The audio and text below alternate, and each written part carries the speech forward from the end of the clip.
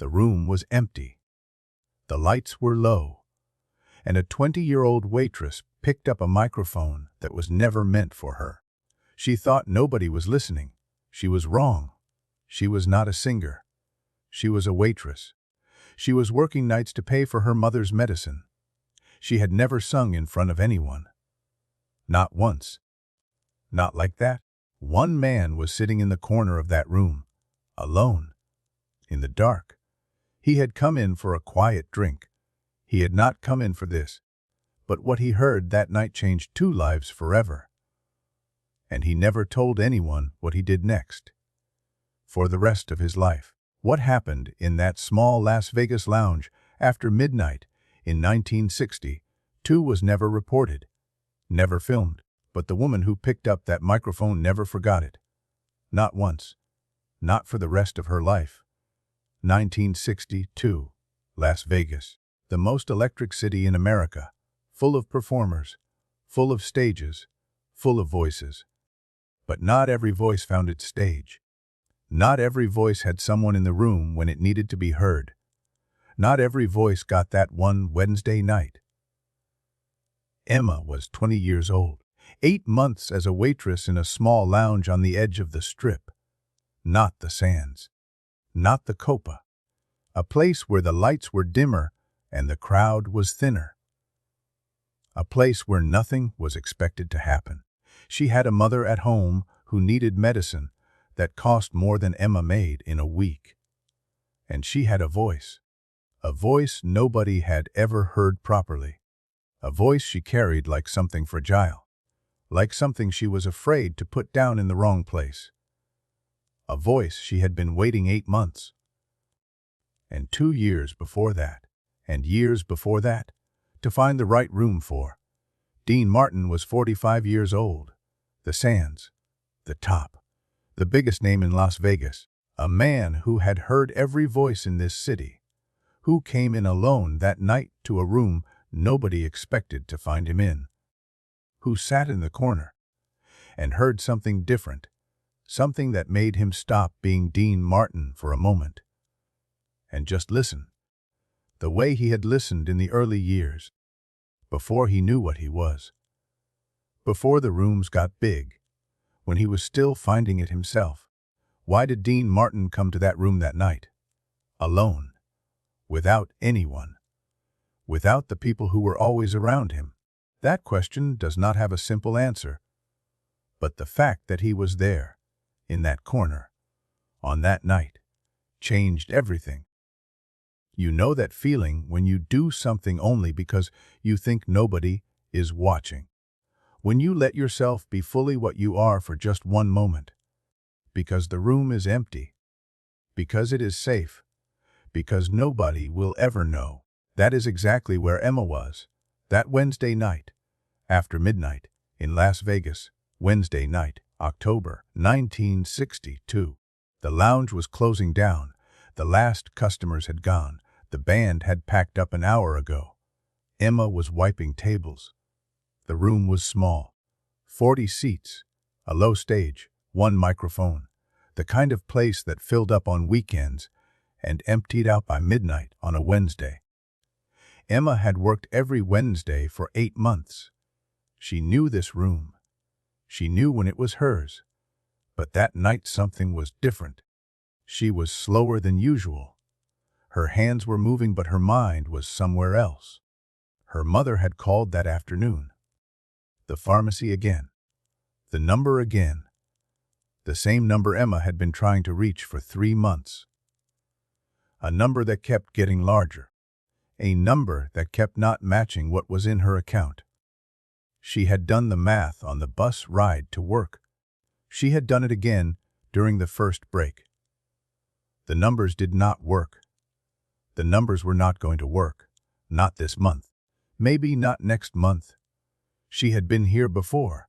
She had found a way before. But finding a way gets harder each time. And this time the number was larger than any time before. She finished the last table. She looked at the stage. The microphone was still on. Someone had forgotten to switch it off. Emma looked at the door, looked at the microphone, looked at the door again. The room was empty. She was sure of it. She had not sung in front of anyone since she was 16. Not properly. Not the way she sang when she was alone. The way she sang when nobody could hear. The way she had always known she could sing but had never been able to prove. Because proving it required a room, and rooms required people. And people meant exposure. And exposure meant the possibility of failure. And failure was something Emma could not afford. Not with everything else she was carrying. She had tried once, at 17. A small audition. A Tuesday afternoon in a practice room. She had stood in front of 2 men with clipboards. And the voice that came out had been a different voice. Thin. Careful. Performing. Not the voice she used when she was alone. Not the real one. And she had known it as it was happening. And she had left and not tried again. Because the real voice required the room to be empty. Required the safety of being alone. Required the knowledge that nobody was there to hear if she got it wrong. Here is what nobody ever talks about. Dean Martin had been in that corner for 40 minutes. He had come in after the band left. He had asked the barman for something quiet. The barman had shown him the corner. The corner where the light did not reach. The corner where a man could sit and think and not be Dean Martin for an hour. Nobody had recognized him. That was the point. That was exactly why he had chosen this room on this night. Dean Martin knew what it felt like to need a room to be empty. He had started in rooms that were half empty, quarter empty, rooms where the people who stayed were not staying for him. He had learned what he was in rooms that were not paying attention. He had built something true in rooms where nobody cared. He understood what it meant to find your real voice in a space where the stakes felt low enough to be honest. He had not thought about that in years. He was thinking about it now. Now see it from Emma's side. She had been carrying something for months. The weight of a number she could not reach. The weight of a mother who needed more than Emma could give. The weight of a voice she had never been allowed to use. That Wednesday night, for the first time in a very long time, she put all of it down and picked up the microphone instead. The room was empty, and the microphone was on, and her mother needed medicine. And for just one moment, Emma wanted to forget all of that. She walked to the stage. One man in that room, one girl on that stage, neither of them knowing that the next 4 minutes were going to change both of their lives. What did Emma's voice sound like? What was it that stopped a man who had heard every voice in Las Vegas? What made him sit forward in his chair in the dark? What made him stop thinking about whatever he had come in there to think about? Those questions do not have simple answers, but the answers were in what came next. The microphone picked up the sound of Emma's breathing. Then the first note. Clean. Honest. The kind of voice that has never been processed, never been taught to perform. Just the sound of a person. Fully present. Singing because there was nothing else left to do. Dean Martin did not move. He sat very still. The way a person sits when they are afraid that moving will break something. He had heard thousands of voices in his life. He had heard them in every kind of room. He had heard them when they were trying. This voice was not trying. This voice was just being. And that was the rarest thing. That was the thing that had stopped him. When did Dean decide? Was it the first note? Or the last? Or somewhere in the middle where a voice does something unexpected? Where it goes somewhere the listener did not think it was going? Where the room changes temperature? He could not have answered that question. He just knew that by the time the song ended, he had already decided. Emma stood at the microphone. Her hands were not shaking. That was the strange part. Everything else was uncertain. Her hands were not. The room was quiet. The microphone was warm. The lights were low. Dean Martin had not moved. Nobody was breathing. A 20-year-old waitress, alone on a stage in Las Vegas, after midnight, singing for nobody, singing for her mother, singing because the room was empty, and it was the only place left where she could be completely honest. She closed her eyes. She did not think about the medicine. She did not think about the number. She did not think about anything. She just sang. And the room, which had been empty, became the most important room in Las Vegas. Emma was standing at that microphone, alone, after midnight, singing for her mother's medicine, singing because the room was empty, singing because nobody was going to hear it. She was wrong about that last part. The man in the corner had heard every word, and what he was about to do was something Emma would spend the rest of her life trying to find the right words for. If stories like this are the kind that stay with you, subscribe. We find the moments that history almost forgot. What Dean Martin did next changed everything. The last note faded. Emma stood there for a moment, eyes still closed, like she was not ready to come back yet, like the song was still somewhere inside her and she was not done with it. She opened her eyes. She reached for the microphone to switch it off, and she saw him, the man in the corner. Standing now, he had been sitting when she started. He was standing now, and he was looking at her the way people look at something they were not prepared to find. Emma did not recognize him at first. The light was low. She was still coming back from wherever the song had taken her. And then she did. Her hands went still on the microphone. Dean Martin, in the corner of this room, on this night, having heard everything. She did now know he was there. She had checked the room. She had looked at every seat. The corner had been dark. She had not seen him. Nobody would have seen him. He had not wanted to be seen. And now he was standing, and she could not move. He walked toward the stage. Slowly. No rush. The way Dean Martin moved everywhere. Like time worked differently for him. He stopped at the edge of the stage. He looked up at Emma, and he said, "Do you know what you just did?" Not a question, a statement, said quietly. The way you say something when the answer does not need to be spoken out loud. Emma said nothing, because there was nothing to say, because she was 20 years old. And Dean Martin was standing at the edge of the stage, and she had just sung in front of him without knowing he was there, and everything she had been carrying for months was suddenly in the room with her. All of it. The number, the medicine, the mother, the voice, all of it present at once. In a room that was supposed to be empty, he reached into his jacket. He took out a card. He placed it on the edge of the stage, not in her hand, on the edge, where she could pick it up, or not. He said one name, a name Emma did not recognize. He said, "Call him tomorrow morning. Tell him Dean Martin sent you." Then he picked up his glass from where he had set it on the edge of the stage. He finished his drink. He turned toward the door. He stopped once.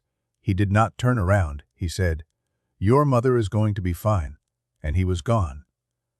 Emma stood on that stage, the card in front of her, the door closed, the room empty again. Except now it was a different kind of empty. The kind of empty that comes after something has happened. Not before. The kind that has weight. The kind you stand in for a moment before you can move again. She did not pick up the card for a full minute. She stood and looked at it, at the name on it, at the lounge around her, at the door, at everything that was exactly the same as it had been 20 minutes ago, except for everything. You know that moment when someone sees you. Not the version of you that you show the world. The real version.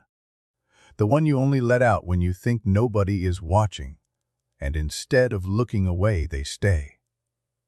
And they do something about it. That is what happened to Emma that night. In a room she thought was empty. That was not empty at all.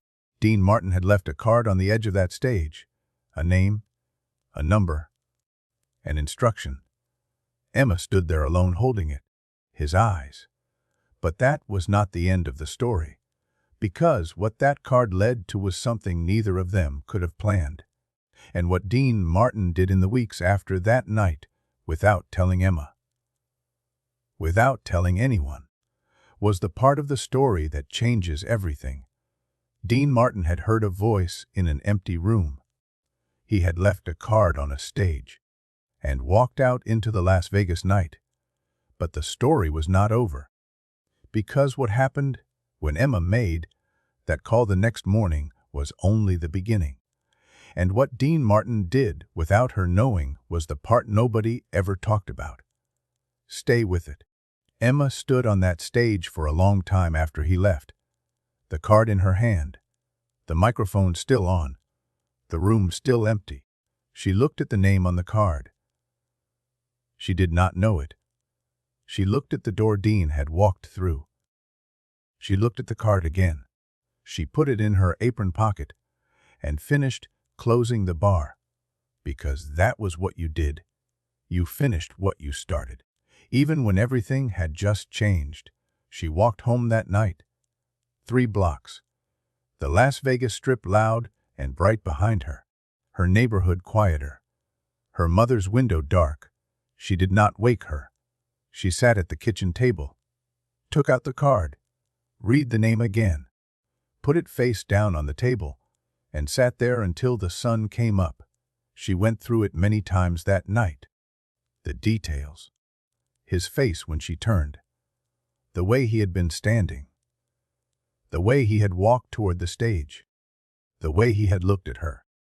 Like she was something he had not expected to find. Like she had surprised him. Like a man who hears thousands of things and thought he had heard everything, and then heard something he had not. She went through it until the details started to blur, and then she just sat with the card and waited for morning. She called at 9 in the morning. A man answered. She said the name Dean Martin had told her to say. The line went quiet for 2 seconds. Then the man said, "Can you come in today?" "Not tomorrow. Today." Emma looked at her uniform hanging by the door. She said yes. The studio was not what Emma expected. It was small, professional, serious. The man behind the desk had worked with names Emma knew. He asked her to sing. She sang the same song, the one she had sung the night before, in the empty room, for nobody. The man behind the desk did not move while she sang. When she finished, he picked up the phone. He called someone. He said 3 words into the phone. "She is real." He hung up. He looked at Emma. "We start next week," he said. What Emma did not know, what she would not find out for years, was that Dean Martin had made another call that night. After he left the lounge, before he went home, he had called a doctor, a specific doctor, the best one he knew in Las Vegas. He had given Emma's mother's name, her address. He had said, "She needs help. Send the bill to me." No explanation, no conditions, just that. And then he had hung up. He had also called the studio. Before Emma called. Before 9 in the morning. He had called early. He had said, "A young woman is going to call today. Her name is Emma. She works nights at a lounge on the edge of the Strip. Listen to her. Actually listen." And then he had hung up without waiting for a reply. That call was why the man had answered so carefully. That call was why the line had gone quiet for 2 seconds. That call was why, "Can you come in today?" instead of, "Leave your number and we will be in touch." Dean Martin had made sure the door was already open before Emma had a chance to knock. Here is what nobody ever talks about. Dean Martin never told Emma what he had done. Not that night. Not the next week. Not when her first record came out. Not when her mother got better. Not once. He had done it the way he did everything that mattered. Quietly, without needing anyone to know. Emma went to work the next day, her last shift at the lounge. She told the manager she was leaving. He nodded. He said he was sorry to lose her. She said she was sorry too. She was not sorry. She was terrified and grateful, and still carrying the card in her apron pocket. She told her mother that night. Some of it. The studio. The meeting. Next week. She did not mention Dean Martin by name. She did not know why. Maybe because saying his name out loud would make it real. And real things can be taken away.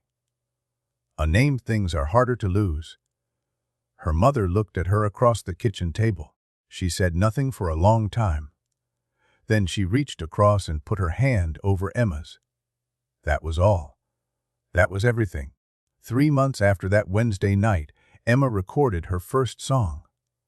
6 months after that, her mother saw a doctor she could never have afforded. Emma thought the studio had arranged it. She thanked them. They said nothing, because they did not know either. Emma's career grew slowly and then fast, the way real careers grow. Not overnight. Through work, through stages, through years. She played rooms that were bigger than the lounge. Then bigger than that. Then rooms where the audience was there for her. Only for her. She learned to sing in front of people. She learned to find the empty room feeling even when the room was full. It took years. But she found it. And when she did, the audience knew. The same way Dean Martin had known. Because you cannot fake what comes from that place.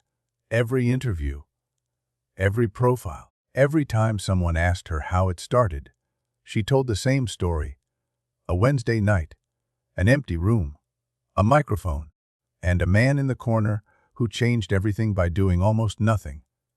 She always said almost nothing when she told it, because she believed that was what it had been. A card, a name, a sentence, almost nothing. She did not know yet about the doctor. She did not know yet about the other call. She believed the story was simple. She was wrong, but she would not know that for 12 years. Dean Martin never gave an interview about Emma. Not one. When her name came up, he said what he always said. Something warm, something brief. She has a real voice. And moved on. The Carl, the doctor. None of it as if it had never happened. As if the whole thing had been ordinary. Which, for Dean Martin, it had been. He had not done it because it was extraordinary. He had done it because it was necessary. Those were different things. He had been in a room. He had heard something real. He had made sure it did not disappear. That was all. That was everything. Emma found out about the doctor 12 years later. She was going through her mother's papers after she passed. There was a bill. Paid in full. The name at the bottom was not the studio. It was not anyone Emma expected. She sat with that paper for a long time. A long time. The kind of long time where you put something down and pick it up and put it down again, because you are trying to take in something that keeps being too large for one sitting. Then she called someone who knew Dean Martin. She asked. The answer was yes. She never spoke about it publicly. She said it was not hers to share. It was his. Dean Martin died in 1995. Emma was at the funeral. She did not speak. She stood in the back. She held a card, old and worn at the edges. The one he had left on the stage that night. She had kept it for 33 years. In her apron pocket first. Then in a drawer. Then in a box she moved with her everywhere she went. She could not explain why she kept it. She just knew she was not done with it. That it was still doing something. Simply by existing, simply by being held. This is not a story about talent being discovered. Talent gets discovered every day. This is a story about what happens when the right person is in the right room at the right moment and chooses to do something about it, quietly, without needing anyone to know. Dean Martin could have walked out of that lounge without saying a word. Emma would never have known he was there. Nobody would have known. It would have cost him nothing. He chose differently, not for recognition, not for a story to tell, because a voice like that should not disappear into an empty room and never be heard again. That was the only reason. That was enough. Here is the thing about the card he left on the stage. He could have handed it to her directly. He could have waited while she came down from the stage. He put it on the edge, so she could pick it up. Or not. So the choice was hers. So she was not receiving a gift. She was finding an opportunity. That distinction. That small, careful distinction. That was the whole character of the man. Think about someone whose potential you saw before they saw it themselves. Someone who was doing the thing they were meant to do in a room where nobody was paying attention. Did you say something? Did you do something? Or did you let the moment pass? Dean Martin did not let the moment pass. That was the difference. That was the whole story. Generosity is not always money. Sometimes it is attention, the decision to stop, to listen, to say, "I see what you are," and then to do something about it. Before the moment is gone, before the room fills back up, before the microphone goes off and the chance disappears forever. Emma became someone because Dean Martin was in a room and chose to stay, and chose to listen, and chose to act, without telling anyone, without needing anything back. That combination, attention plus action plus silence, that is the rarest thing. Most people can manage one. Very few manage all three. The next time you are in a room where someone is doing something real, something honest, something they only do because they think nobody is watching, pay attention. Say something. Do something. And then let it go. Do not make it about you. Do not need them to thank you. Just do the thing and walk out into the night. Dean Martin knew how. He had always known how. Las Vegas, 1962. After midnight, a 20-year-old waitress picked up a microphone in a room she thought was empty. She sang for her mother's medicine. She sang because nobody was going to hear it. One man heard every word.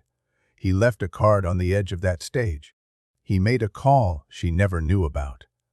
He paid a bill she did not find for 12 years. And he never said a word about any of it. That was Dean Martin.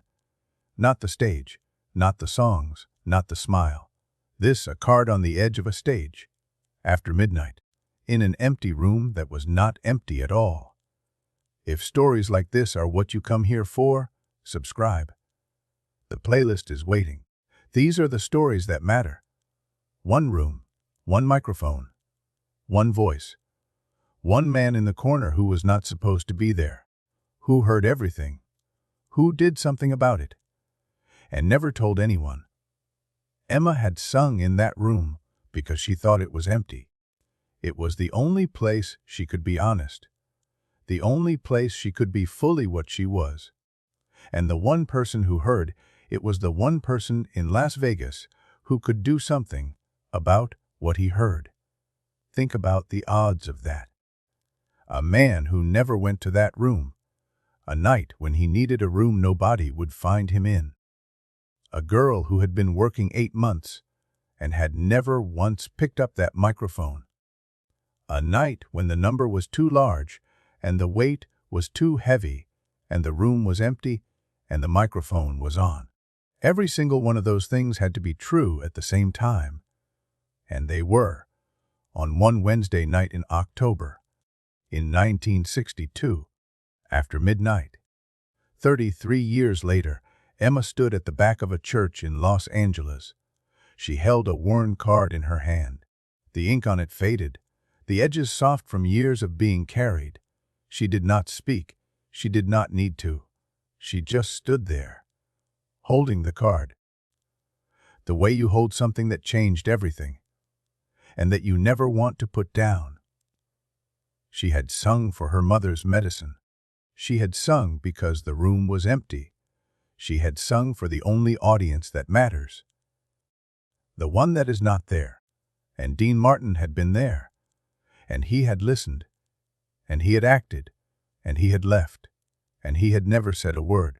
The best things anyone ever does for us are the things they do when they think we are not watching. Dean Martin knew that. He had always known that. That was Dean Martin, a card on a stage. After midnight, that was enough.